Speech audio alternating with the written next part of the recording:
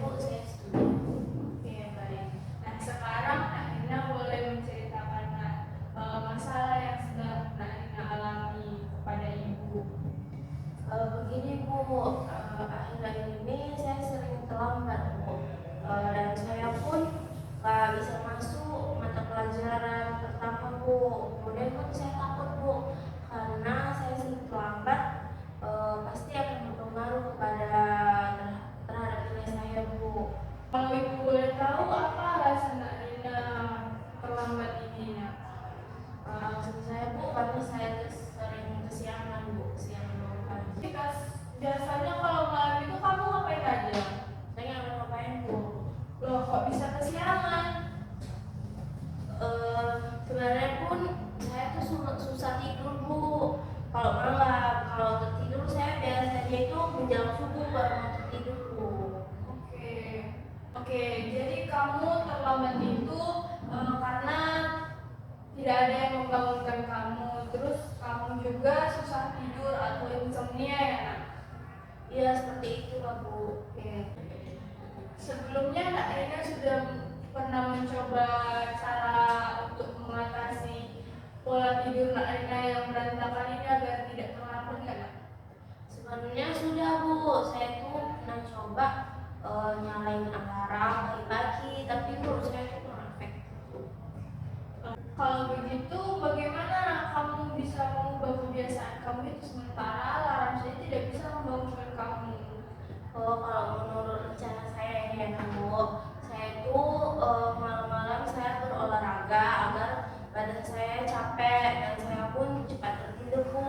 Ataupun kalau ibu saya mau ke pasar, sebelumnya saya meminta kepada ibu saya untuk bangunkan saya sebelum dia pergi ke pasar, karena jika ibu saya yang membangunkan, saya mungkin akan terbangunkan Bu. Oke, rencana kamu sudah bagus. Nah, lalu bagaimana langkah selanjutnya yang akan kamu rencanakan?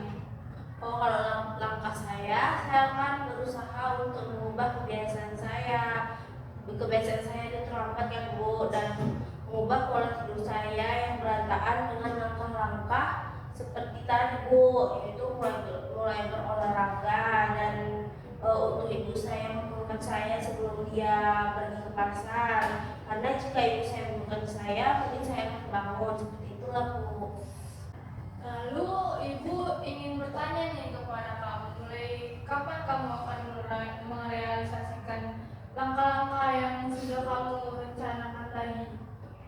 Saya pasti merencanakan mulai nanti sore Bu, nanti sore saya akan berolahraga Bu. Oke, saya pegang janji kamu ya, Nak Rina, dan Ibu akan hargai usaha yang kamu akan lakukan ini. Ya Ibu. Baiklah Rina, Ibu senang kalau kamu mau bersungguh-sungguh untuk melakukan perubahan dalam diri kamu ini.